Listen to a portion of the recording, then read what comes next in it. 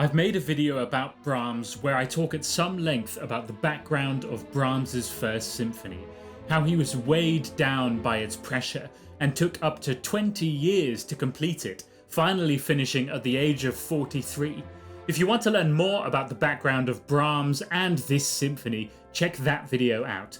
Here, I'm going to give you a quick walkthrough of the music so you can enjoy listening to the symphony and follow what's going on. The first movement is in sonata form, in C minor. It starts with this tragic, solemn introduction. It's like the world unfolding.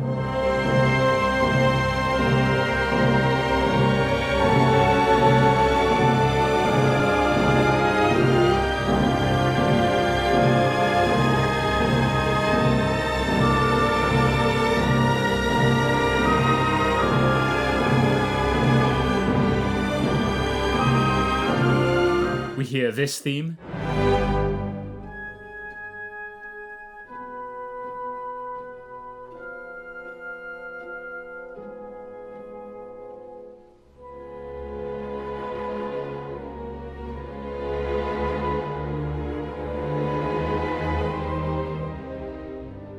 And this one.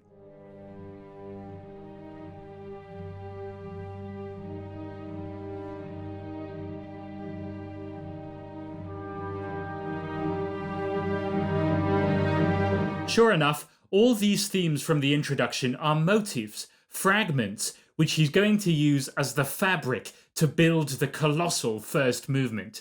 Again, if you want to learn about Brahms and motivicism, check out my video on Brahms the composer. So, the introduction reaches its end, and the music is taken up in a new tempo. The exposition begins like this.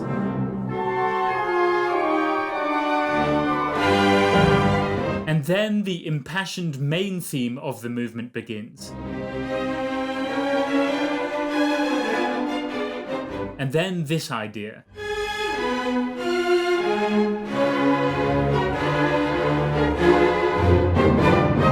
If you were to now go back and listen to the clips I played you from the introduction, and then listen to these last three clips I played you from the exposition, you might notice some striking similarities. Brahms knew what he was doing. There's this kind of transition music, based again on all those themes.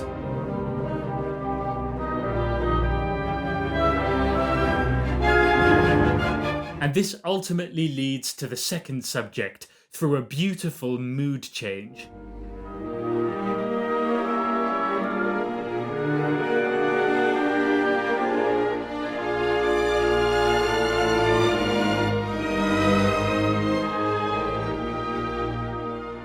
Which is again based on the original motivic material that he gave us in the introduction. As this settles in, it's suddenly broken by a new theme, or maybe this new theme is once again based on something that came before. And this becomes something more.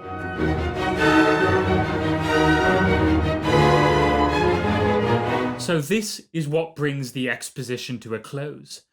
The development begins with this grand canon between basses and violins. This leads to a mysterious pianissimo where the main theme is augmented or drawn out between basses and bassoons.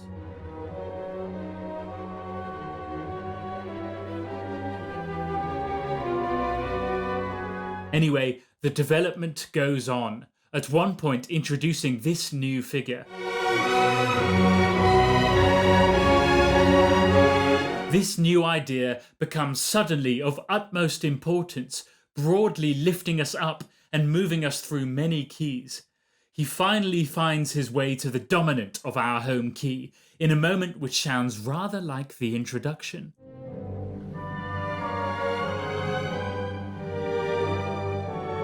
This preparation for return, which begins in this way, is long and intense, longer than you'd expect, but it's worth every bar.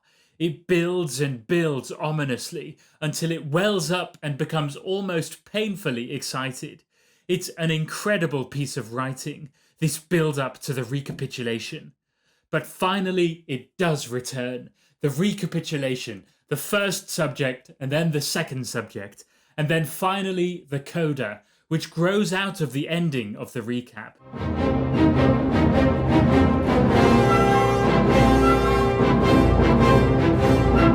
And then becomes something expressive, again playing with prior material.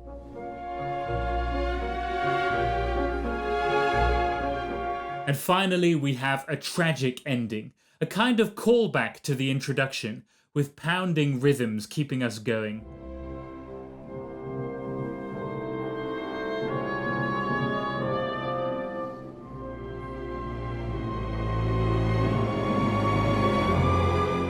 The second movement is in the distant key of E major. It almost feels like a single melody over the course of an entire movement. It begins with this beautiful phrase.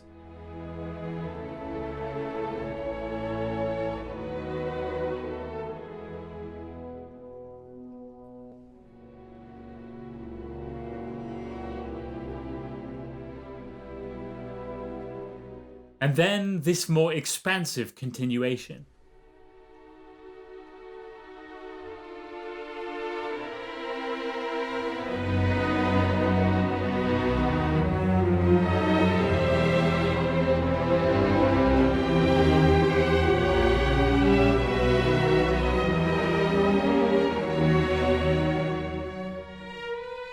If you heard any hints of Tristan und Isolde, then that's perfectly reasonable. There's this second theme,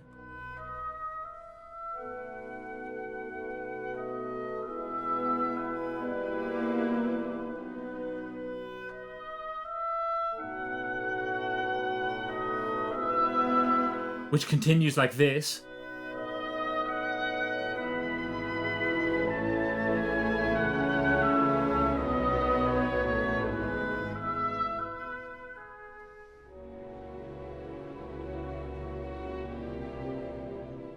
And then we hear this phrase.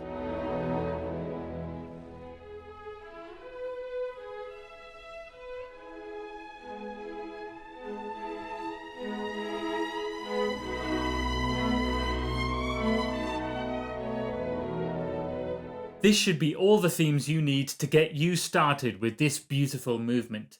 Just enjoy the melody, the solos, and the breadth of expression.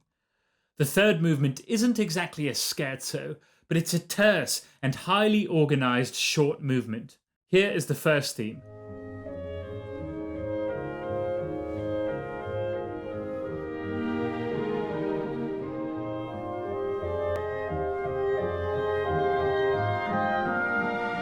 Notice how bars 6 to 10 are an exact inversion of bars 1 through 5.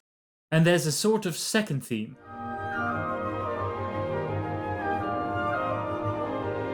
When that comes to a close, both the first and the second theme are repeated, and then there's this new theme.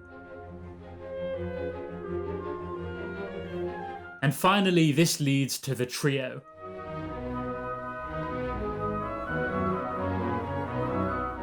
This builds to a satisfying climax, and when the first section returns again, it's changed. It takes a different course, giving some lovely new twists and turns, and rounding off a satisfying short movement with plenty going on in just a few minutes. The finale is almost like sonata form. It has a huge dramatic introduction.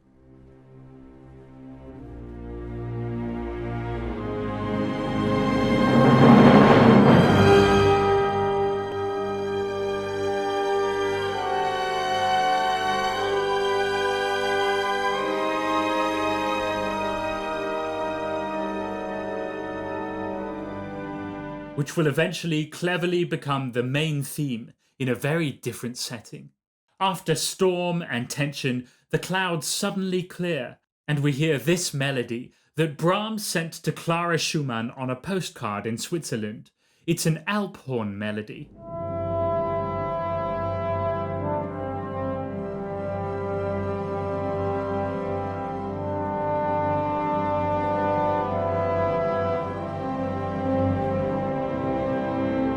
You can almost feel the misty clouds enveloping the mountains. But this pastoral vision is immediately followed by a religious vision, a chorale like you might hear in Bach.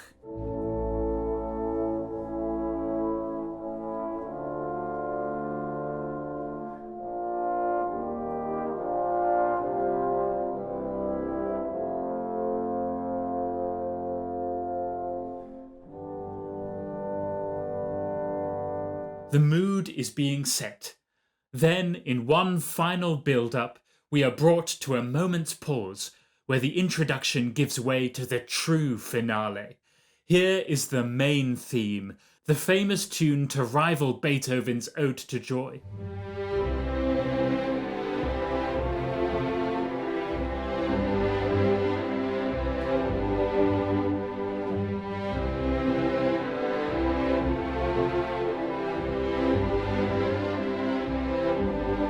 And after this version for full strings, we get a wind version, and then a full orchestra version, pretty similar to Beethoven's Ninth. This leads up to a dramatic transition theme, which leads to a second subject.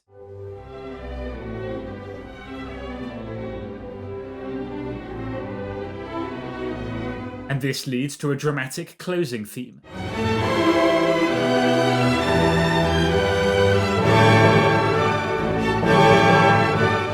So all of these themes come together to make an extraordinary development worthy of Brahms.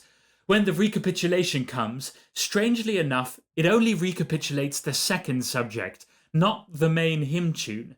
The hymn tune has been dissolved in Brahms's motivic webs.